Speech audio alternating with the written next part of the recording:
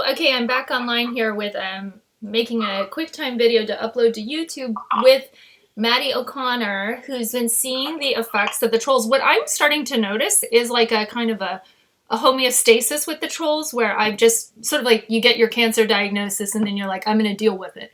Now I'm just like not even really that stressed by ECONBRKFST trying to like ridicule me, call me out by name, call me offensive names, invade my medical privacy, try to like make all these allegations and whatnot about me.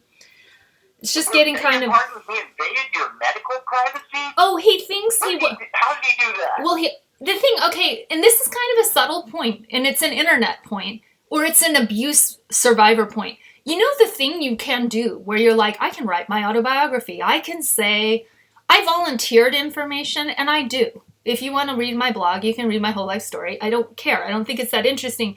But I volunteered information that he wants to blow out of proportion and mischaracterize and use as his primary like brush he wants to paint me with, including I said stuff about gender dysphoria. I tried to sympathize with him when he was complaining about his manorexia or eating disorder. I was like, yeah, like I totally get that. That's, been through that. Especially because it's tied to gender dysphoria. So because I've offered those, then, and because whatever, then he's like, you're mentally unwell and you're ED and you're GD. And I'm like, I didn't tell you that so you could just get really crass and vulgar and beat it like this big booming drum to make me feel persecuted, annoyed, oppressed, violated, creeped out.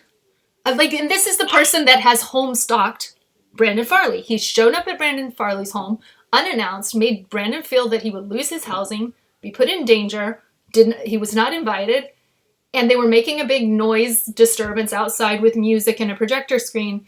And I don't know. Yeah, it's just like, I think the point is to annoy someone until they have no free speech. So, I mean, he might as well be the Egyptian authorities who broke Mona El Tahawi's arm for his level of coercive control, police state tactics, surveillance, and generalized creepiness. In truly oppressive regimes, people go off social media. They can't Facebook, or they're going to have guns pulled at the door. So it's like, okay, you're going to act that way, ECONBRKFST? Well, you're demonstrating totalitarian tactics while you claim to be cozied up with so-called anti-fascists, but their modus operandi is fascism. So, like, what are they proving?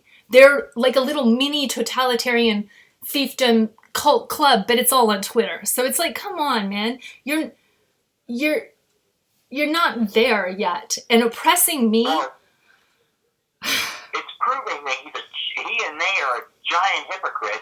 And it's just cold bullshit all the way around. Yeah, and who am I, Maddie? I've gone to city council so many times denouncing the neo-Nazi and the police force. I've been more brave, more bold, gone to more pains to write more letters, more Google indexing hits with that name and my full real name, legal name attached to it, because I am gutsy. And how much guts does it take to take me down and call me mentally unwell? Well, whose side are you on? Like the neo-Nazi I'm profiling? And I basically put my own street cred on the line because I believe that there should be dignity shown on both sides, that this doesn't have to be a brawl. It doesn't have to be a beatdown, bloodshed, injuring elderly ladies, making women feel unsafe in the city of Portland. And this person is making me feel unsafe on Twitter. It's like, how dare you? And how would I even feel like coming into your town knowing you're waging this, now it's 2 months running, sort of internet campaign against me? He has gone past free speech. This is not free speech what he's doing. This is violating. Well, he's a stalker, and there's stalking law there. Basically, what the Portland police told me to do is go make an actual police report about this person to Seaside Police, and then Seaside Police would like fax it back into Portland. And a part of me, like many victims, I want to minimize it. I want to hope it'll go away. I've tried to de-escalate it. And then at this point too, it's... I'm sorry I'm interrupting constantly. No. I mean, it's kind of like, what is there to say? I can talk a different way to you than with my friend Dan Kennedy. Just by the way, did you notice my personality completely switches? Because you're Sagittarius and I know you're fire, so I can like be myself and be like really like, rah! And I'm like, that's cool. I don't want to overwhelm my sweet little Scorpio there because he's so sensitive and whatnot. But I didn't notice a huge difference. Oh, I did. I wasn't there for long. Yeah, but I think it's my blood boils, and I'm a little fed up, but I'm trying to tell you that I'm okay. I'm managing it. Like, I've called you how many times when I had a sob story and needed a shoulder to cry on. Oh yeah, you're freaking out. Yeah. Let's see. So I'm scrolling down. Oh no, did I like his tweet? Oh, you better unlike that. I know, right? No, I just sat there liking all his tweets just so he could have something to talk about. I'm like, what is this? The Betty Crocker seal of approval? You're going to get your Betty Crocker points so you can get a free toy? Collect your seal, your Cracker Jack stubs or something, your, what do they call it, camel bucks? Like your brain garbage approval points. Oh my God. Oh my God. If he wants a prize for that from me, he gets a middle finger. Oh, yeah. Okay, so this is the last time I logged on to his account, his incognito account, where he's like constantly obsessing on me. It's almost like, what does it deserve? It's almost like ECONBRKFST needs his own parody account. Because it's almost like selfie culture where you're like, look at me, look at me, look at me. But he's like, look at her, look at her, look at her, look at her. Like, look at everything she does. Look at the way she moved her pinky. Oh my God! Wait a minute, you just gave me an idea. Dude, you know what I'll do? I will see if I can make a Twitter account. Hey, don't plot and plan. You're on a live recording, dude. You're on a recording, dude. Are you plotting something? I'm not going to be authorizing your sock puppet farm. Okay. No, you're not authorizing it. This is totally my own idea. No, I even called a lady I know with like 100 Twitter accounts because she knows how to like throw in some cyber army and shit. He might be a Vladimir Putin troll. I'm not kidding. ECONBRKFST might be a PSYOP. I think most certainly he's good at PSYOP. He should be. He should work for the best dictators. Putin or Trump or whomever. It would be so funny if I did this. Like, I could make this account, and then I could just totally troll everything he says on his account. But he blocks liberally, and I think he blocks. Now that he knows he's like a little kid. Now that he knows that he's being a bad boy on Twitter, like little 2-year-old throwing all his toys everywhere. But I'm like, why is my identity his toy? But I think it's psychosexual. I think he has an absolute total sexual obsession with Brandon Farley, and I've like scrambled it by trying to be like, hi, I'm his tough girl ninja protector. And then it's all like upsetting his narrative because he wants to be like, well, Brandon's the psychopath, but now he's like, no, Mary's a psychopath too by association. I'm like, okay, jealous? What's your problem? Right. Oh, man. Well, anyway. I don't want to fight to the death battle, that's for sure.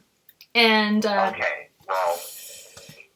His friends are violent, and I confronted him on that. They beat people up. Like, they do home stalking, they cut things. Like, one of his other friends, Munja Cakes, was trying to commission Brandon Farley's beatdown and or murder via homeless people. Where he's like, homeless people don't like him. I bet they'll beat him up anytime they get a chance. Something like that. And I was just like, really? You're talking about the commission of crimes openly on Twitter because that's what stage of anarchy we're at.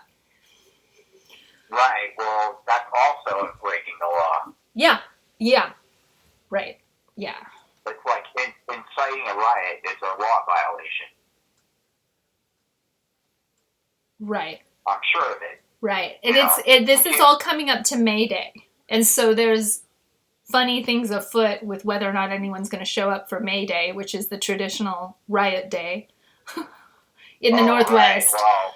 But coronavirus. I hope the virus takes that down. You would think. Oh, Yeah, you would think it would. They want to have a social distancing riot. They want to have a germophobic riot. That's where I think it's headed. That's from what I can gather from what I'm reading. Well, you know what's really funny is if they do that, the cops will be all over them in a heartbeat. They'll all get busted. So let them. Let them do that, and let's see what happens. Oh, I think maybe we can just wrap this one up. Maddie, do you have any more words of wisdom for ECONBRKFST's obsession with me? I'm just ready to ham it up. You know I'm a Leo. I can take center stage. If he wants to be my promoter, at this point I'm like, now that I know that every tweet I make will be photocopied, I really am taking my writing more seriously. I'm really focused on the past. I've sent it back to old threads of work I did in 2012, work I did in 2014, whatever. And I have good memory, so I'm sort of really, it's actually really self-reflective because being hyper-analyzed under his microscope is causing me to want to reflect on like brain garbage, a retrospective, like go back to all the contacts I was making where I was basically trying to drive points and drive indexing and help different nonprofits succeed or organizations succeed. So it's kind of like, in a way, I know it's glamorizing me, and sometimes negative attention is good. It's reflective of mixed feelings. And I think it's sort of like, yeah, I'm this big old dork who's 42, and I get your... It's kind of like, are you my angry teenage son who's just like, hates me? Like, Mom, everything you did is horrible. Or is it kind of like, well, you're so cool that you failed us because clearly you didn't succeed in providing utopia. And I feel this intergenerational strife, which my opinion is he's probably about 21, whereas other people are trying to say he's 39, and I'm like, no way. He's like so freaking immature. He's like a little baby. I agree. Very childish.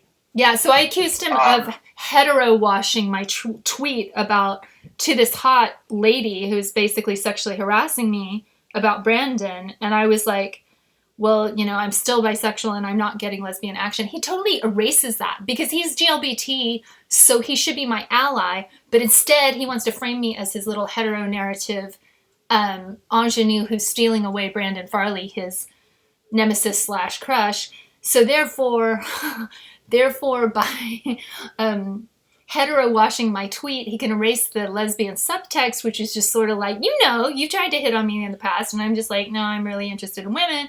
Sorry, dude. And like, so he's trying to erase that so he can, and he's misgendering me when he erases that bisexual lesbian subtext.